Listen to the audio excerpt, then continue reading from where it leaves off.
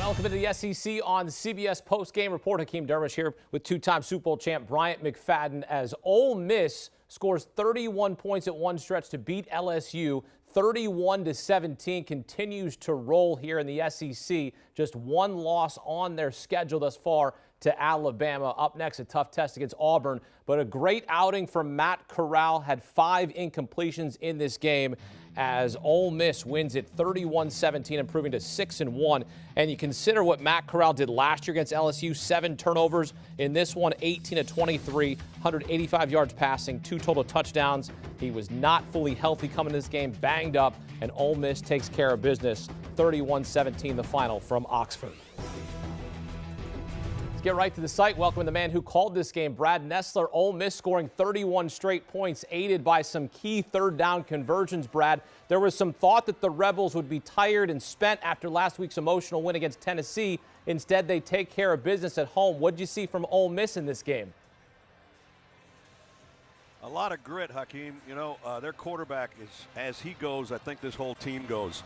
And you said that he wasn't 100%. I think, you know, over the course of the week, he actually took a step back a little bit on Thursday. Wednesday, he was feeling pretty good. And then it kind of took a step back, and Lane Kiffin was a little bit concerned that he wasn't going to be able to go. I said, well, you know, unless he's got a bone sticking out of his bicep, he's going to play because he's that kind of competitor. And he showed it again today. But the team has rallied around him. He played brilliantly, I thought, today. Didn't try to do too much, didn't try to overdo it. Like you said, you gave the stats, you know, not that much in the air. But, you know, this is the kind of performances against a pretty good team when you're not 100% that not only earns the respect of your teammates, but I don't care about the Heisman thing about all kinds of gaudy numbers. This is the kind of kid that has led this team throughout, and he did it again today. It had a lot of good help. I mean, they ran the ball really well. 266 yards on the ground, and they mixed it up. They had one guy with Snoop Conner was over 100. Jerry and Ely almost hit 100, and, you know, he and Matt Corral and Snoop all had touchdowns on the ground. So when their offense is going like that, they can go as fast as they want to when they stay ahead of the chains. Matt Corral, quite the gamer, had 30 carries last week for nearly 200 yards. Gets a rushing touchdown this week. But what does it say about Lane Kiffin getting his kids ready for this one, considering the emotional win they had last week against Tennessee, where we had trash being thrown on the field and the controversial officiating? What does it say about Lane to have his kids ready at home against a team like LSU that's coming off an upset win over Florida? Yeah, he did a great job. The play calling today by Jeff Levy in conjunction with Lane Kiffin, I thought was exceptional. Like you mentioned, some of the big third downs they got, they did it on the ground. I mean, they had 3rd and 12s and stuff like that, and they were still converting. So, you know, they called a great game between the two of those guys offensively. And Lane had these guys ready. You could just tell it kind of permeated around the whole town. And I don't know if it had anything to do with Eli Manning. It certainly didn't hurt, you know, that he showed up and had his jersey retired and all of that, and his number retired. So, I mean, the whole feeling around this team, I think ever since the Alabama game, they had a tight one against Arkansas, could have lost on the 2-point conversion, you know, that Sam Pittman went for and didn't get. But from that point on, their defense has been playing way better, and that's helped. And when you got your defense not giving up big chunks of yardage, as they didn't really today, and then the offense that they have, and they just did everything that they really wanted to do today. Yeah, indeed. They only gave up 77 yards on the ground. Consider what Tyrann Davis-Price did last week. Set a school record. And as for LSU, they rally to upset Florida last week. Then hours later, the school announces its parting ways with head coach Ed Orgeron less than 2 years after he got them to a national title. Brad, what do you make of the situation at LSU right now? I don't know. I said at the end of the broadcast, I'm going to miss being around Ed because he's always been great with us. You know, he's a no-nonsense guy, and sometimes you don't get that in this business, I guess. It's, you know, a high-profile job, and whoever gets it is going to have the recruiting resources. I mean, we saw a whole bunch of freshmen out here play their hearts out today, and then the older guys that probably came to LSU because it was Ed O, you know. They played hard, too. They just were outmanned today. I don't know what's going to happen there. I hate speculating on people's jobs. I have a hard enough time doing my own, so I'm going to stay out of that for right now. But it's a plum job. It might be the best one out there, and there's some pretty big openings. Really speaks to the volatility in the SEC. I mean, you have got to win, and you got to continue to win, as you know, better than anyone in this business, calling games each and every week on CBS. Brad, great stuff as always. We appreciate the perspective as Coach O will finish out the year. You got it, Hakeem. Good to see you. Good to see Brad as well. Again, Ole Miss down 7-0 to start. They score 31 straight points. LSU gets a late touchdown thanks to Garrett Nussmeier, the backup. But it is another victory for Ole Miss as they improve to 6-1. Here's how it went down. The SEC on CBS Game of the Week. Ole Miss hosting LSU. Eli Manning having his number 10 jersey retired, joining his dad Archie Manning. Both all-time greats in Oxford. Ole Miss looking to win its first game against LSU since 2015. First game for the Tigers since the announcement that Ed Orgeron would not return as LSU's head coach next season. Coach O looking to finish a perfect 6-0 at LSU against Ole Miss. Early first, Max Johnson hit as he throws. Fakes out the cameraman here. Pass is complete to Trey Palmer. 44-yard completion. Down to the Rebels' 21-yard line. So the Tigers in business just like that. 4 plays later, 2nd and goal, give it to Tyrion Davis-Price, in for 6. Big time drive. Price, I thought he was going to have a huge day, Hakeem. I did. You did. He had a huge day last week. Set a school record with 287 yards rushing against the Gators in an upset win there. Next LSU drive, 4th and goal. Johnson rolls out left. Horrible play call. Picked off on 4th and goal. Tysheem Johnson, heck of a play there. Big time play. Changed the momentum of the ball game. I really hate the play call. And you're right, because from here on out, Ole Miss dominated. Ole Miss punted on the opening 2 drives for the first time under Lane Kiffin. 4th drive, a little trickeration. Dontario Drummond to Matt Corral. Corral can do it all. He's a 5-tool player, right? Yeah. Offensively. Right. Special to start the drive, then Corral to Casey Kelly. Touchdown, and consider that, Matt Corral coming off a 30 carry performance last week, and he was banged up, and then here he's going to get into the end zone for 6. That was huge. It felt like the game was basically over when they scored right before halftime, and that was the case. Rebels up 17-7 at halftime. Ole Miss, 19th straight game with a rushing and a passing touchdown, the longest active streak in the nation. Opening drive of the 3rd quarter for the Rebels, Henry Parrish Jr., extra push, touchdown Ole Miss. 4th straight scoring drive. LSU in need of a response. Johnson drops back, strip sack by Cedric Johnson. That was the most impressive thing about Mississippi's win defensively. They stuffed the ground game. They put pressure on the quarterbacks. Big time effort. Allowed just 77 yards on the ground. Ooh. Ole Miss's defense. Then, Jerry on Ely. Basketball on grass. He gone. Crossover. AI.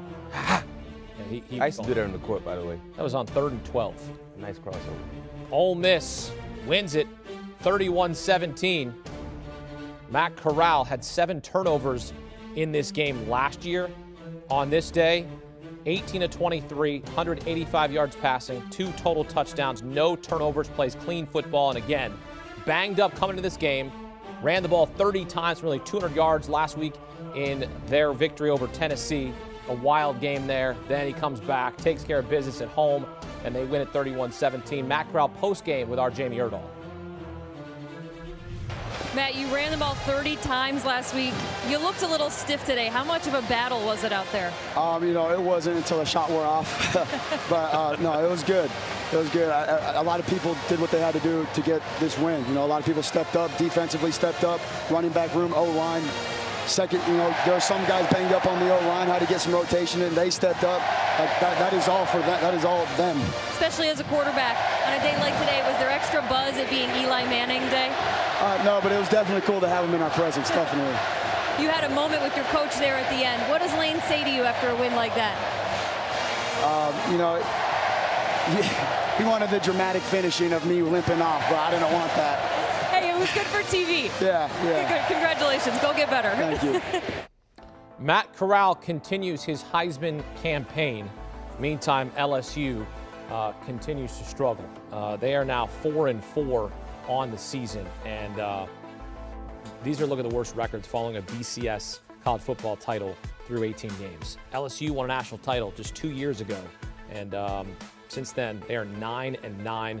One of the reasons why Ed Orgeron is out in Baton Rouge. All right, back here with Bryant McFadden and Barrett Sallee. And Barrett, really, this game kind of all the wind was taken out on that 4th and goal play, right? LSU goes for it, interception, and then we find out that Ole Miss scores 31 straight points. See, I don't think it was that. I think it was the Ole Miss defense. We talk a lot about the middle 10, the last 5 of the first half, the first 5 minutes of the second half. 2 3-and-outs and one-play drive, but right before the half, Ole Miss held LSU to, and then 2 more 3-and-outs and 2 fumble recoveries after that. So to me, it was that defense. It was still a relatively low-scoring game. It was a 10-point game. Going into halftime, LSU got the ball back to open the second half. But man, that defense and the way those defensive ends rip around the corner, man, Max Johnson had no shot. And those land sharks, man, when they smell blood, they come after you. So, yeah, you can look back and say, okay, maybe they should have kicked the field goal back then. But the way Ole Miss's defense played in this game, I don't think LSU stood a chance. It was a remarkable turnaround for DJ Durkin and that crew after what transpired a few weeks ago in that shootout win over Arkansas. So credit to the defense. I think that middle 10 minutes really dictated and determined what the outcome was. Yeah, for me, that has to be the storyline. I'm a bit biased when it comes to defensive play. I don't care. I embrace it. I played in the secondary. But looking at what Ole Miss hasn't been able to do on the defensive side, especially against rushing attacks, and seeing how they were able to make adjustments and basically just efface LSU's ground and pounding game, it was impressive, not to mention the guys in the secondary. And then you talk about putting pressure on the quarterbacks. This defense was a terror. Now, we know what Mississippi can do offensively, but the one big concern has been on the defensive side, especially when you look at teams being able to, carve up the defense a little bit running the football. We saw Tennessee last week gain over 200 yards. We saw Alabama a few weeks ago just had their way in running the football. In today's matchup, that's why I felt like this would be a game that LSU could cover in because of how well they ran the ball against Florida. But seeing what the adjustments that Mississippi made, I mean, man, if their defense can play this type of football throughout the rest of the season, this will be a very, very competitive team throughout the stretch, especially in SEC play. Where do you stand on the conversation? Ed Orgeron wants to finish out the year. That's the agreement. Yep. But from a player's perspective, do you want him to still be there to finish out? Do you want to play for Ed O to finish the year? Or do you think, hey, we need a new voice, we need to finish out strong here because I'm not sure what's going to transpire rest of way? I'd rather Coach O just ride off into sunset. If I was a part of it, yes. Because what happens, how does it benefit the players if he coaches throughout the season? How did he become the head coach at LSU? Remember, he took over during the season as an interim head coach, and because of the job he was able to do, they winning ball games. They were like, okay, you know what? We're going to make you the head man in charge going forward. Why don't you give someone else that opportunity on the staff? Because right now what I'm still seeing from this ball club, you're dealing with 18, 19, 20-year-olds. This is a distraction to some degree. I mean, what we saw last week surprised a lot of people with the fight they were able to display. But now seeing the lack of fight, the lack of execution, and some questionable decisions coming from that sideline, specifically speaking with Coach O, I don't know if it does the players any justice in having him on the sideline. Like I said, the reason he became the head coach, he took over when Les Miles got fired. He took over. So why don't you see exactly who you have on staff that could potentially do the same thing? Because it worked out pretty well for LSU. I understand you're fired, getting rid of a coach sooner than what was expected, but you won a championship, right? When Les Miles got fired, they anointed Coach O the head man in charge throughout the rest of the way. Why don't you do the same thing? Because I don't think it does the players any justice to have him on the sideline right now. But doesn't this just at least give him the respect of, hey, you led us to a national title 2 years ago, we'll let you finish out the year, sort of as a courtesy? No, there's no doubt. And, I mean, $17 million on the way out's a pretty nice courtesy, too. But, I think LSU and Ed Orgeron are still going to be tied, right? Not only contractually where he has to make those appearances, but he's an LSU guy. So, to me, I think it's a little trickier than just say get out. And I think what really has to happen this week is that Scott Woodward, the athletic director, has to pay close attention to how the program is operated, how practices are run, because what we heard, part of the reason why Ed Orgeron let the program slip is that his mind was in other places. Now, some of that stuff was tabloid stuff and not true. Other parts of it was. There's always always three sides to every story. But I think if Scott Woodward will go to practice this week and see how the players respond and see how Ed organizes things, and if it's good enough to keep them competitive, I don't see why a sudden change now would benefit them, because it could go in the opposite direction. You could change a play, change a voice, and everybody's season goes completely out of whack in that program. So I think right now what you saw last week is positive because the players knew that Ed Orgeron was getting fired. Ed Orgeron even said this week that the hay was in the barn after the Kentucky game. So you know they can play inspired for their head coach. Obviously today, a little bit of a different story. So I think it should be on the table that maybe he rides off into the sunset. But I think it's all about Scott Woodward, what he sees in practice, what he sees inside the walls of that football complex, because I think you could make a bad decision and really send this team into shambles if you do walk away from Ed right this very second. It really speaks to the fact that you have to sustain success, and it is so difficult to do so in college football, especially in the SEC. I mean, there's one guy that's doing it. His name is Nick Saban. To sustain success, to win a national championship. What's that? Dabo's not even doing it anymore. I mean, that's just, it's wild when you go 2 years ago, win a national championship, and then see you later, thanks for coming, you're done. It's wild when you think about that. And again, LSU tied for the worst record ever through 18 games after winning the national title, 9-9. Their latest defeat today against Ole Miss on the road, 31-17. Barrett, Sallee, BMAC join us post-game here on CBS Sports HQ. And hey, for more from BMAC, check out All Things Covered. He's joined by Patrick Peterson. They're talking to Dalvin Cook this week on his journey in football. All Things Covered. Download and follow today. Do you want a sports network that delivers everything that matters about the game? The highlights, the picks, the instant analysis, no yelling, no fake debates, no politics. Hit the subscribe button and never miss a moment.